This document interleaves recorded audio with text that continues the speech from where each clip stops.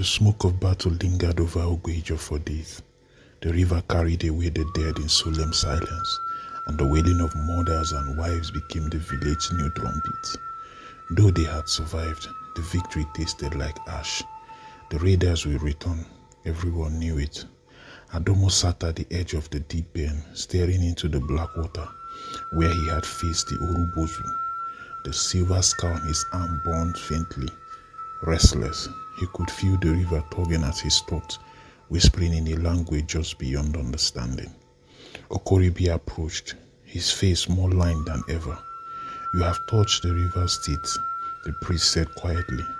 "But if we are to stand against the shadows, you must go deeper. The war we fight is not only of men and spears, it is of spirits. The raiders carry charms that choke the river's breath. We must awaken something older." Adomo met his gaze. "You want me to go below?" Okoribi nodded slowly. "The Under River, the place where the first tide was born. Few return from it, few are returned whole. But the Orubuzu opened the way for you. It marked you as one the river will hear." That night, under a sky of bruised cloud, Adomo stood alone on the prow of the lead Orukenu. Tamara gripped the edge of the dock.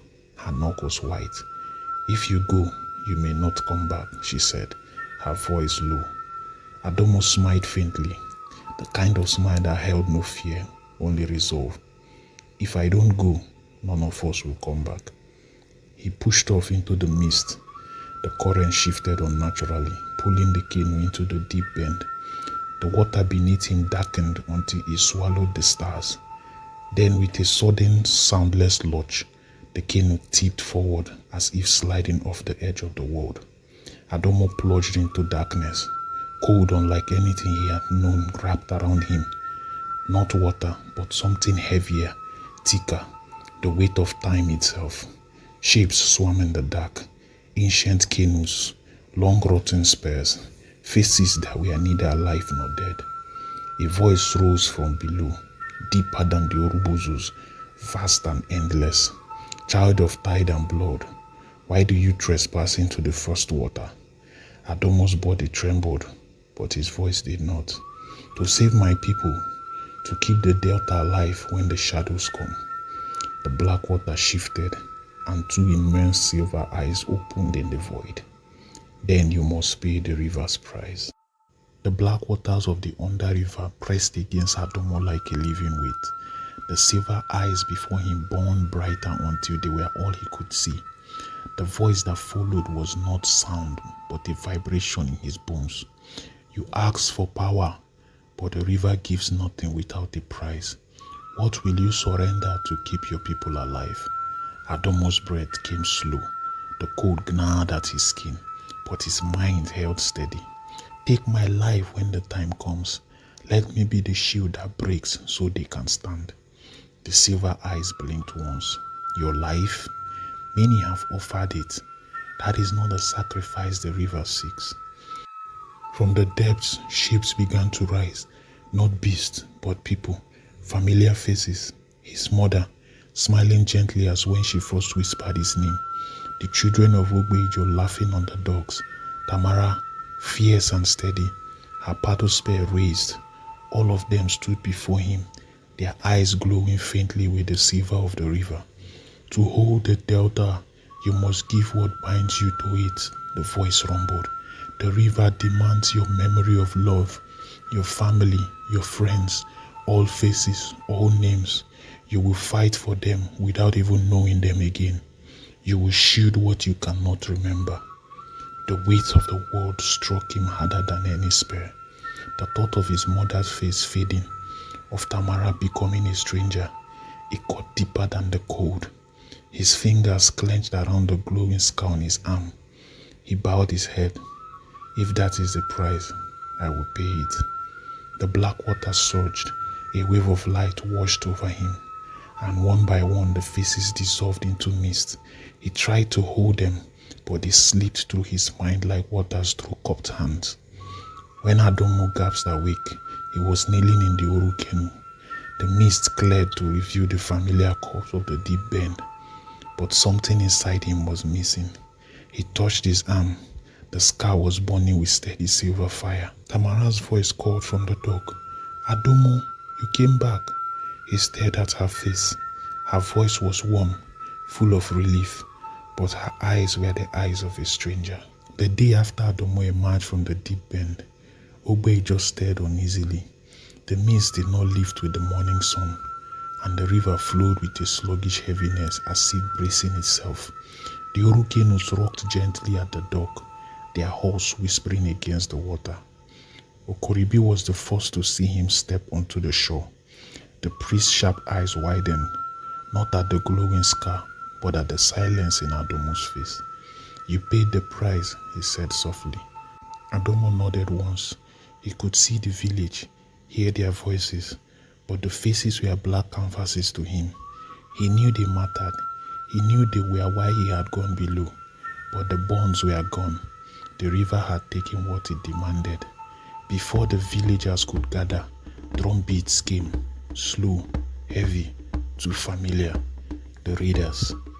From the mist, their canoes appeared like black teeth cutting the water, twice as many as before. Sigils burned faintly on their hulls, charms of foreign gods that made the river hiss and bubble in protest. Tamara gripped her spear and stepped beside Adumu. This is it, she said. Her voice trembled for a heartbeat, then steadied. Shield, stand. Adumu said nothing. He stepped into the lead Oru canoe. The scarf flared so bright it lit the mist around him. The canoe moved as if alive, sliding into the current without paddle. The other Oru canoes followed, the clans pouring into them with weapons ready. Okoribi raised his staff and struck the water. Delta, wake, your children bleed. The first clash came in the wide mouth of the creek. Spears struck wood, arrows hissed through fog. The air filled with the roar of men and the hiss of charms burning against charms. Adumu's canoe moved like a living beast, the river itself guiding his strike. Every time his spear hit, the water erupted in silver light. But for every raider they fell, two more came. The enemy's chant grew louder, and the river's current began to shift unnaturally, pulled against itself. Tamara's voice cut through the chaos. Adumu, they are choking the river. The charms. A massive black canoe emerged from the fog, larger than any other. The prow carved with a grinning skull. Standing on it was a man draped in chains, his eyes burning with cold fire. Adumu's scar flared like lightning. The river spoke inside his bones. The heart of the shadow has come. Break it, or we all drown. The black canoe slid forward like a wound cutting through water. Its hull dripped with an oily sheen that made the river hiss when it touched. Standing tall on the prow, the man draped in chain lifted his arm, and the air itself seemed to tighten. His voice was low, but it carried across the mist. Delta child, Shin of Ogbejo, you bear the river's mark, yet you kneel to it like a servant. I carry a god that bows to no tide. The scar on Adumu's arm burned so hot, he clenched his teeth to keep from crying out. The Oru canoe beneath his feet trembled as though the river itself recoiled from the man's presence. Tamara spat into the water. He smells like rot. Okoribi's voice came from behind them, sharp and urgent. He is a chain bearer. His charms are forged from broken spirits. He bends the dead to choke the living. The man raised a long paddle, carved from blackened bone. The chain wrapped around his body clinked, and the water around his canoe turned still, dead still. The river's pulse stopped. Adumu felt the silence like a knife in his chest. Without the river, the Oru canoe was just wood. Without the river, he was just a boy. The chain bearer smiled, a thin, cruel line. Bow, child, or I will make the Delta forget it ever had a name. Something deep in Adumu's chest stirred, not fear, but defiance. He slammed the butt of his spear into the canoe, and the sky erupted in a burst of silver light that cracked the mist. I am the shield, he said, his voice low but steady, and the river remembers. For a heartbeat, the water under his canoe paused weakly, as if trying to fight the chains. Then, faintly, the voice of Orubuzu whispered in his skull, "You are not alone. Call us." Adumu closed his eyes and struck the water with his spear. The sound echoed like thunder, and the river answered. From the deep bend, silver ripples spread outward. The faint glowing shape began to rise, the outline of ancestral warriors, their paddles and spears gleaming like moonlight. The chain-bearer's smile faltered, so the dead still whispered. Adumu opened his eyes, the silver fire in his scar spreading across his veins. "No!" they roared. The battle began with a single clash, chains against tide, shadow against memory, and the delta itself trembled under their weight. The river exploded into chaos as the first clash between chains and tide shook the water. The Oru surged forward under Adumu's command, silver ripples trailing behind them as ancestral warriors rose from the depth. Their paddles cut through the mist like blades, their voices blending with the roar of the living. The chain-bearer slammed his black paddle into the water. The sound was wrong, hollow, metallic. Chains shot from the depth like serpents, wrapping around the Oru canoes, crushing their sides. One canoe cracked under the pressure, spilling warriors into the dark water. The river screamed as the chain jam tightened, choking its current. Adumu stood in the lead canoe, his scar burning brighter, until he seared silver veins across his chest and neck. The Orubuzu's voice echoed inside his skull. "You cannot fight him here." His chains drank the surface. "Strike below, strike the soul." He gripped his spear and leaped into the water. The cold hit him like hammer, but he didn't sink into the underriver by accident this time. He dove willingly, letting the silver fire of his scar pull him through the blackness. Above, he could hear Tamara's voice shouting his name and the clash of spear and chains. The chain-bearer's spirit was a looming shadow below the surface, a vast shape with burning eyes and a web of black links stretching into the dark. Each chain paused with a captured voice, whispers of the dead crying to be freed. Adumu swam towards it, his body trembling from the weight of their sorrow. The shadow turned to face him. "You dare come here, child of tide. The river is mine now." Adumu lifted his spear, the silver light searing through the black water. "The river belongs to no man. It remembers what he forgot." He struck. The impact wasn't flesh meeting steel, but memory colliding with shadow. The silver fire ripped through the chains, and one by one the voices inside screamed, not in pain, but in release. The water around him shuddered, and for a heartbeat, Adumu felt thousands of hands pulling him forward. Above, the chain-bearer screamed as the black link shattered and his skin was split in half. The river roared back to life, the Oru canoe surging with new strength. Tamara's spear pierced the raider's chest as the ancestral warriors surged forward in a silver tide. Adumu broke the surface, gasping, the scar on his arm blazing like a second sun. The chain-bearer's black canoe sank beneath the waves, swallowed by the river he had tried to choke.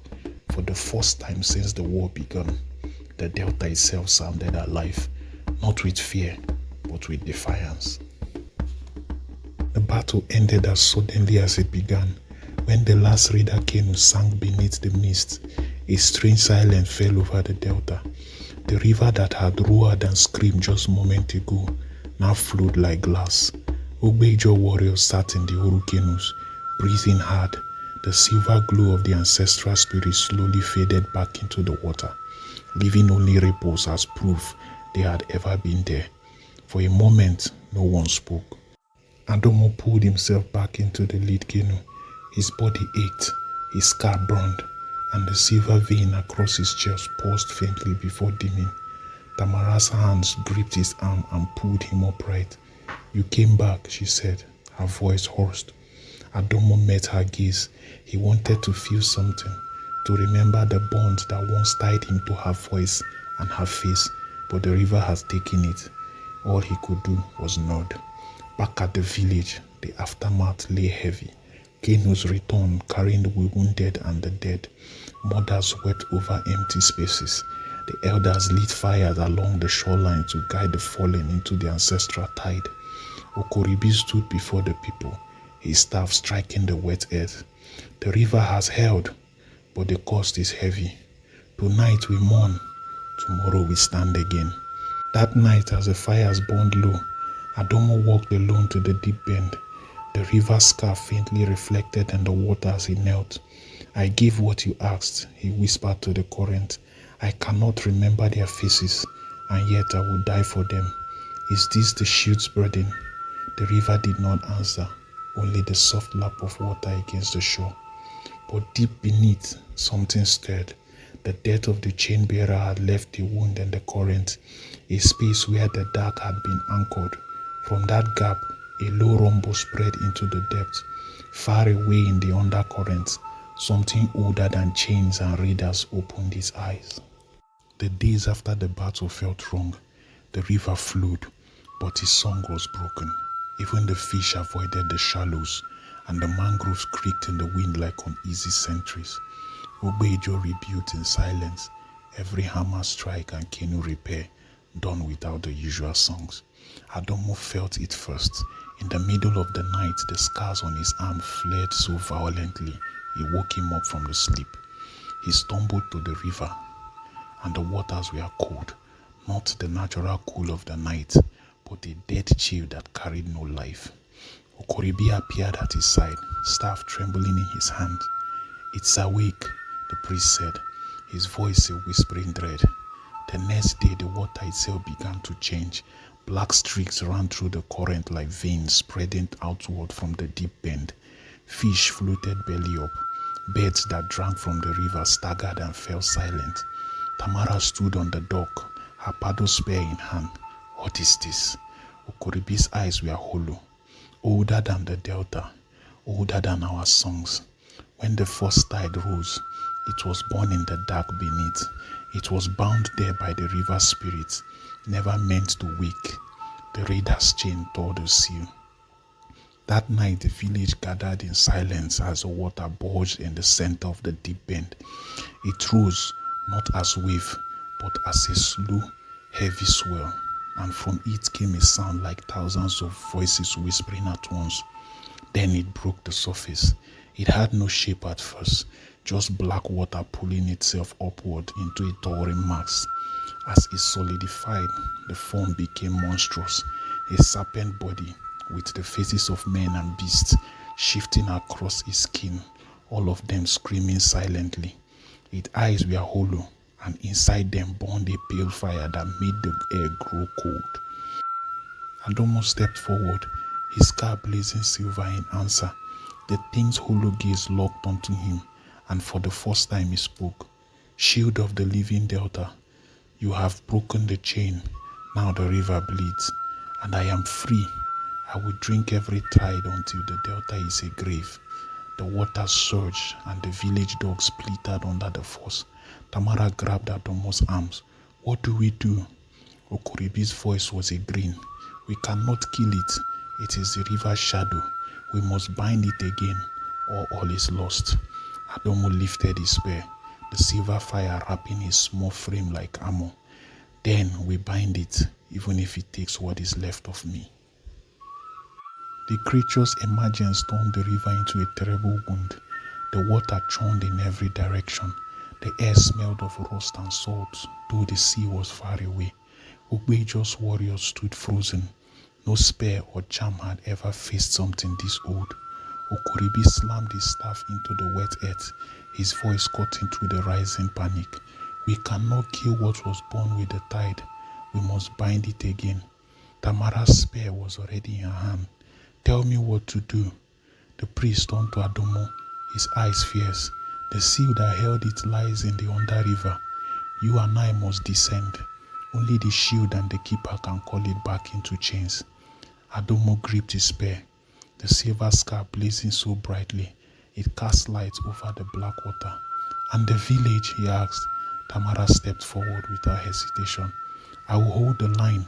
I will keep it from swallowing you whole. Okoribi's chant began immediately, his voice rolling a cadence older than the clan itself. The Orukenu beneath them shuddered as the current twisted, pulling it towards the deep bend. The water split around them, and Adumu felt the weight of the under-river pressing against his chest before they even sank. Tamara watched them vanish beneath the black surface. The creature turned its hollow gaze towards her, and for the first time she felt the river itself hesitate. She lifted her spear and screamed into the mist, "You will drink no tide today," and charged. Below, the under-river opened like a silver wound. Adumu and Okoribi stood in a place that was not water, not land, a corridor of flowing light and echoing voices. In the center hovered the remnant of an old seal, a broken circle of shimmering threads. Okoribi's voice was a whisper of awe. "We must weave it anew, but it will cost you more than the river has already taken." Adumu stepped forward without hesitation. "Take it, whatever is left." The priest began the binding song, and the under-river shook. Above, Tamara's spear struck against the creature's black flesh, each blow sending ripples into the depth. The monster screamed, a sound that made the mangroves bend. As Adumu pressed his glowing sky into the broken seal, the silver fire spread through his veins until his whole body burned like a living tide. The voices of the ancestral warriors rose around him, weaving into Okoribi's chant. The creature's scream turned into a roar of fury and fear as the river itself began to pull it down. Chains of light erupted from the water, wrapping around its shifting form. Adumu's last thoughts before the river fire consumed him was simple: let the delta live. The binding song reached its final note, a sound that was not heard but felt, a tremor in bone and water alike. The under-river blazed with silver light as the broken seal wove itself whole. Threads of living tide wrapped around Adumu, piercing his skin, merging with his veins until his body became part of the circle. Above, the chains of light dragged the creature down. Its roar shattered the mist, a cry of hunger and rage that turned to despair as the river pulled it beneath. Tamara stood on the shattered dock, her spear trembling in her grip as the black water closed over the monster's sinking form. Then silence. The deep bend stilled, the river current returned, slow and steady, carrying with it the soft hum of life. Fish broke the surface once more. The mangrove swayed as if exhaling after holding his breath. But Adumu did not return. In the under-river, his body knelt within the glowing seal, his eyes closed. Okoribi reached for him, but the silver thread held him fast. "Adumu," the priest whispered, his voice breaking for the first time. "Come back, child. The delta still needs you." The boy opened his eyes. They were no longer brown, no longer human. They were silver, deep and endless like the tide. His voice was calm, neither sad nor joyful. "I can't." He looked down at his hands, now faintly translucent, the water itself flowing through them. The seal needed more than memory. It needed a life to anchor it. "I am the chain now." Okoribi's tears mixed with the glowing current. "You were meant to live, to carry the delta into the next tide." Adumu smiled faintly, a soft echo of the boy he had been. "I will, but not as flesh. Tell them the river remembers." The light flared, and when Okoribi blinked, the boy was gone. Only the seal remained, burning steady beneath the water like a heart. When the priest surfaced, Tamara was waiting, her face pale and wet with river spray and tears. "Where is he?" she asked. Okoribi's voice cracked. "He is the river now." Tamara sank to her knees, her spear clattering beside her. The current brushed against her hands, and for a moment she swore she felt a little familiar touch, a boy's hand saying goodbye. Years passed and the delta healed. The mangrove grew thick and green again, their roots gripping the water like guardians. The deep bend no longer carried the chill of the thing beneath. Instead, it hummed with a soft silver glow on moonless nights. Ogbejo rebuilt stronger than before. Children played on the docks where warriors once bled. Fishermen spoke to the river before casting their nets, offering quiet thanks. Every year, when the tide was lowest, the clans gathered by the deep bend to sing the binding song. Tamara became a warrior chief, her hair streaked with white, but her paddle spear still sharp. In every battle, she fought with the same ferocity as the night she stood alone against the creature. When the young asked her about the scar on her arm, she would only smile and say, "A shield once stood beside me." Okoribi lived long enough to see the Delta's calm restored. Before his passing, he carved Adumu story into the Egbesu shrine, not as tale of glory, but as sacrifice. For the river will never forget, he said, his voice soft as the tide. And the river did not forget. On quiet nights when the mist rolled low over the water, fishermen swore they saw a small canoe gliding silently through the deep bend, its prow glowing silver. Sometimes they heard a boy's laughter in the splash of fish, or felt a gentle push in the current when the storm threatened their boat. They called him Adumu-Orubu, the living chain, the shield who gave his name so the Delta could keep its own. This legend became a song, sung to every child born near the water, a prayer whispered with every paddle stroke. And when the river flowed strong and steady, the elders would smile and say, "Listen closely, that is the sound of the shield's heart." For in every ripple, every tide, every drop of rain that touched the Niger Delta, the river remembered, and through it, Adumu-Orubu lived forever.